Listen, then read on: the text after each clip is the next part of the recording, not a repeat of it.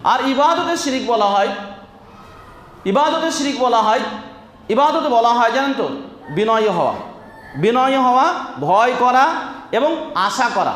যদি আল্লাহর ওপরে, আল্লাহর কাছে যতটা বিনয়ী হওয়া দরকার ছিল, যতটা নত হওয়া দরকার ছিল, এই নত হওয়া, এই বিনয়ী হওয়া যদি অন্যর কাছে হয় তাহলে তখন শিরিক হয়ে যাবে। কী হবে? তখন সেটা শিরিক হয়ে যাবে। এবং আল্লাহকে যে ভয় করা দরকার ছিল সেই ভয়টা যদি অন্যজনা করা হয় তখন শিরিক হয়ে যাবে।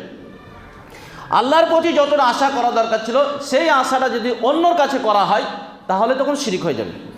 কথা বুঝতে পারলেন? সহজ কথা এটা আমি বোঝাতে চাইলাম আপনাদেরকে। তাহলে রুবুবিয়াতে এবং উলুহিয়াতে শিরিক হলে কী হবে?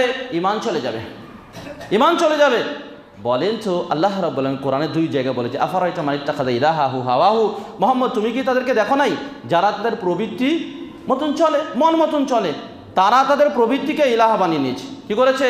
প্রবৃত্তিকে ইলাহা বানিয়ে নিয়েছে, মানে প্রবৃত্তির তারা পূজারি। মন মতন যারা চলে তারা হচ্ছে প্রবৃত্তির পূজারি। সূরা ফুরকান এবং সূরা জাসিয়াত আল্লাহ রাব্বুল আলামিন এই কথাই বলেছেন। তাহলে রুবুবিয়াতে শিরিক, উলুহিয়াতে শিরিক। আর সহিহ বুখারী মুসলিমের হাদিস আর মুসান্নাফ ইবনে শাইবাতে হাদিসটা রয়েছে, যা আপনারা একাধিকভাবে নামাজের ব্যাপারে যে সমস্ত শাইখরা বক্তব্য দিয়েছেন শুনেছেন যে নামাজ ঠিক করা শিরিক, এবং সূরা রুমে আল্লাহ রাব্বুল আলামিন বলেছেন যে নামাজ না পড়াটাও শিরিক, শিরিক বলেছেন।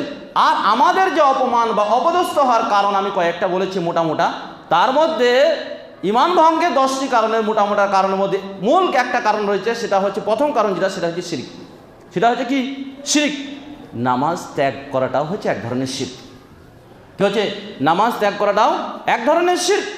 এই জন্যই আমরা কি করছি? অপমান অপদস্থ হচ্ছি। সাহাবায়ে কেরাম রাদিয়াল্লাহু তাআলা আনহু যে পর্যায়ে ছিলেন, যে অবস্থায় ছিলেন, তাদের ঈমানের বাদৌলতে, ঈমানের মাধ্যমে আল্লাহ রাব্বুল আলামিন তাদেরকে সম্মানিত করেছেন। আল্লাহ নিজে বলেছেন ওয়ালা তাহিনু ওয়ালা তাহজানু ওয়া আনতুমুল আ'লাউনা ইন কুনতুম মুমিনিন, তোমরা কোনো চিন্তায় চিন্তিত হও না, তোমরা হীনমনে ভুগিও না, তোমরাই সর্বোচ্চ হবে যদি তোমরা ঈমানদার হও।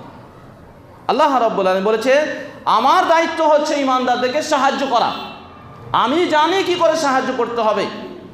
আল্লাহ রাব্বুল আলামিন কোরআনে কয়েক জায়গায় বলেছেন। তাহলে সূরা আল ইমরান আল্লাহ রাব্বুল আলামিন কথা বলছে ওয়ালা তাহিনু ওয়ালা তাহজানু ওয়া আনতুমুল আ'লাউনা ইন কুনতুম মুমিনিন। দুর্ভাগ্য সেটা হচ্ছে আমাদের বাঙালিদের যে ঈমান সম্পর্কে আলোচনা আপনারা খুবই কম শুনতে পাবেন। সময় যেহেতু খুবই কম, আমি বিস্তারিত কথা বলতে পারছি না। ঈমান সম্পর্কে আলোচনা খুবই কম আছে, বিশেষ করে মানে এবং ঈমান কিসে চলে যায় না চলে যায় এগুলো আলোচনা খুবই কম। আমাদের যে সমস্ত আলোচনা হয় এর একটা পার্ট নিয়ে আলোচনা হয়, এবং আমাদের যে প্রতিষ্ঠানগুলো আছে সেগুলোর অবস্থাও ঠিক একই। এই সমস্ত ঈমান আকীদা সম্পর্কে আলোচনা কম। তবে সৌদি আরবের যে সমস্ত শায়েখ সব লিখছে বই, সেই সমস্ত বই পড়ার পরে আমার কাছে মনে হয়েছে যে আমরা কিছুই জানি না, আমরা কিছুই জানি না। আমাদের ঈমান আকীদাতে আমরা খুবই দুর্বল। আমরা এমন একটা দেশে বসবাস করছি যেখানে 80% লোক মানে মুশরিক বলে তারা গর্ব করে, এবং রাষ্ট্রীয়ভাবে তাদেরকে কী করা হয়? সম্মান দেওয়া হয়। এবং মুসলিমদের মধ্যেও যারা 20% বলেন, এদের মধ্যেও বহু শিরকে রয়েছে যা ঈমান চলে যাবে, যেগুলো আপনাদের জন্য বিস্তারিত আলোচনা শোনার প্রয়োজন আছে, জানার প্রয়োজন আছে, বুঝার প্রয়োজন আছে যে ঈমান কিসে চলে যায়। ঈমান নিয়ে আসলাম চলে গেল, এই চলে যাবে না এমন কিছু নয়। ঈমান আসেও চলেও যায়, যা হাদিস এবং কোরআন থেকে প্রমাণ হচ্ছে। যেমন নামাজ নষ্ট হয়ে যায়, রোজা নষ্ট হয়ে যায়, যেমন কি হয় উজু নষ্ট হয়ে যায়, যেমন সিয়াম নষ্ট হয়ে যায়, এগুলো তো যায়, এগুলো আপনারা জানেন যে রোজা কিসে নষ্ট হয়ে যায়, উজু কিসে নষ্ট, এগুলো ঈমানও নষ্ট হয়ে যায়। কি হয়? ঈমানও নষ্ট হয়ে যায়।